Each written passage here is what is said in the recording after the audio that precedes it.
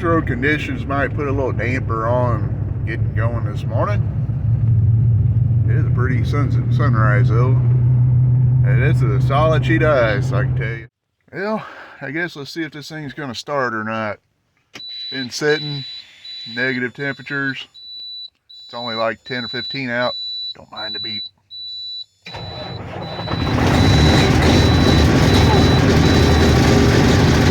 Fired right up.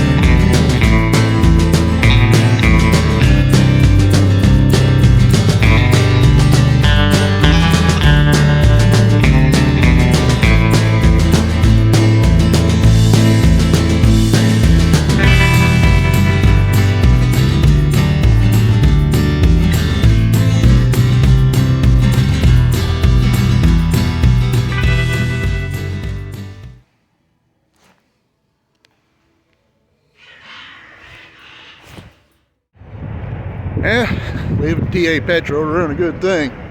Over sit down at a restaurant. Chrome shop kind of sucks, but you still get run over in the parking lot. Imagine that. Yeah, I did buy me a boot scraper, or a boot scrubber. I should. Went ahead and bought one of them while I was at the Chrome shop. I've been looking for one for a while. Not quite the one I was looking for, but we got it. Either way, I was out zip tying the thing on, and same bonehead that went flying through the parking lot. The JB Hunt has 1,000 open parking spots, and while I'm out there doing that, he comes squeezing up. I'm tight enough to the truck, I had to climb up on the shut the door, climb up on the step to keep from getting run over. I don't know. Now I'm pulling out a park spot, and these park spots are at, 45-degree angles. My neck's, only that long there. You only stretch and see so far to your right where you're pulling out a spot that's angled to the left. Either way, I'm pulling out. This other bonehead decides he's not going to slow down or stop, wait for me to get on my spot, because obviously I couldn't see him the way the truck's angled. So he zips between me and the curb, and gives me the finger while he's at it. Yeah, I couldn't see him. I should have, maybe I should have stood up and, got out, walked to the front of my truck, look around the corner, that type of deal. But I don't know. What's wrong with this trucking industry? Everybody's in a dadgum hurry. Get run over in the parking lot. Nobody cares. That's why I don't really park at truck stops, So I come to places like this, job site completely. Look at that sunset. Beautiful, beautiful. Oh well, ran over. I guess it's time for us to get the boots off and warm up some Christmas leftovers. Yep. Something about the industrial mornings, sunrises, got loaders, excavators, a dirty windshield, an incomplete building. You got it all right here. I thought that sunrise was nice outside. Look at it now through the holes in the wall. So, this is something completely out of the blue. Now I say this because I was scrolling TikTok this morning and I come across a guy talking about companies putting safety second. Well, here it is. And he was just referring to one thing about companies not telling you to shut down when it snows. And he was referring to no matter what your experience level is, if you don't, driving in the snow is dangerous. If they don't tell you to shut down, then they're not putting safety first. What I'm going to go through and say, and I'm not trying to down anybody, but if your company does not verify, one, that your trainers are safe, and can do the job properly. And two, if they don't verify the people that they're training are safe and can do the job properly, then they're not putting safety first. And I ain't just saying, they can jump in a truck, drive down the road, not run over a curb, hit a stop sign, or run over small children. Now, what I'm referring to is most of these companies don't check with, first off, if a trainer, they don't check to make sure a trainer is certified, is safe. Most of them say, hey, you want to be a trainer? We'll pay you an extra, X amount of dollars a day or a week or whatever. The guy goes, oh yeah, I can use the extra money. So then they stick a brand new driver, just got their plastic card saying they can drive a truck, or they can pass the test anyway. They'll stick that guy with this trainer that's just doing it for the money. And then after a few weeks or months, that trainer's going to go to whoever and say, or safety guy or whoever's going to come to the trainer and say, is this guy ready to go? They're going to say, oh yeah. They might get a bonus if the guy gets out of this truck. But this whole time, the company's not verifying anybody can do the job safely.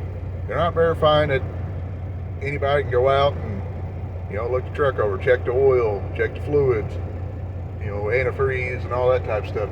They don't know what to look for as far as brakes. Brake chambers leaking, air leaks going to the brakes, cracked brake drums, hanging or loose slack adjusters, brakes out of adjustments, how to adjust the brakes. There's a whole list of things. Some guys don't even know what a drive shaft is. So how they're going to check, make sure U-joint's not falling out. I mean, there's a whole list of things on a pre-trip. Somebody ought to check at some point. And I ain't saying I crawl underneath the truck every day. I ain't going to lie to you. I don't crawl underneath the truck and grab drive shaft every day. I do like to walk around at least once a day, look at the brakes, tires, so on and so on, and check things out. Why? Because, I was taught to do that. Here's the truth. Trucking is a dangerous industry altogether. And I'm going to take a quote from Mike Rowe, the guy from Dirty Jobs. I seen him post on Facebook a while back. There ain't nobody put safety first. Safety second, safety third, somewhere in there. First off is money. Then it's getting the job done. And then it's safety. Guy like me, I agree with that 100%. I like it when the companies say, be safe. They gave you safety advices. But the truth is, your company needs to make money before they care less about your safety. Yep, I said what I said.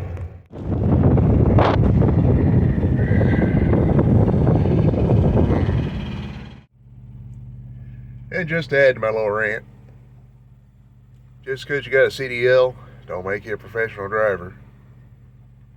Especially if you can't get straight in between lines.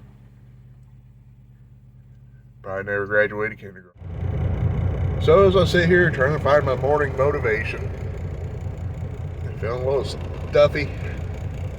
I don't know if you guys can hear it, but nose started running Monday night, and I ain't been able to catch it yet.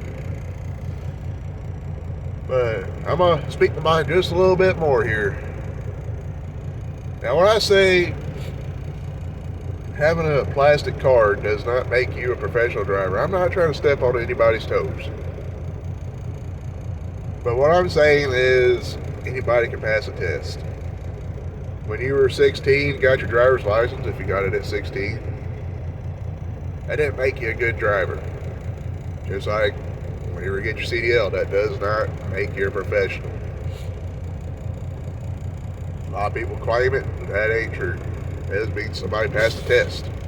And when I say see things like what I saw last night with the old boy parked crooked, he was technically, you could probably say he was triple parked. probably pretty close to it, the way he was parked. And that to me is just pure laziness and an unprofessional manner. And I say that because it only takes like another 30 seconds to straighten up, get centered in the lane, in your parking spot, and be done. That's about all it took me. And when it comes down to it, he probably wasn't, he or she, I mean, I'm sorry for those that take that offensively, but they probably wasn't taught to do it right. They probably didn't have people, a trainer that cared. A lot of these trainers get that position, and they pretty well, they just get the money and run. They show the basics. They don't know what they're doing themselves. So, like I said, if they're a lot of falls back on training, lack of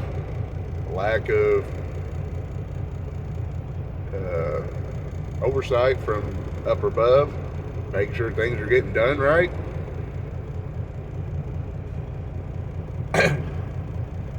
And when I see stuff like that, when they park like that, they're cutting corners to do that. Pure laziness. And when they do stuff like that, it makes you wonder, where else are they cutting corners? But I'll get off my high horse. We need to go kick these rocks off and get on home. Well, we're headed home. Definitely ain't feeling no better. So if you guys are looking for a shot video this week, I don't know if it's going to happen or not. But with this video, I don't want people thinking I'm trying to say I'm Mr. Perfect. But you got to be perfect in the industry. Mistakes are going to happen. What I'm trying to say is, work on doing your best to start with, and learn a thing or two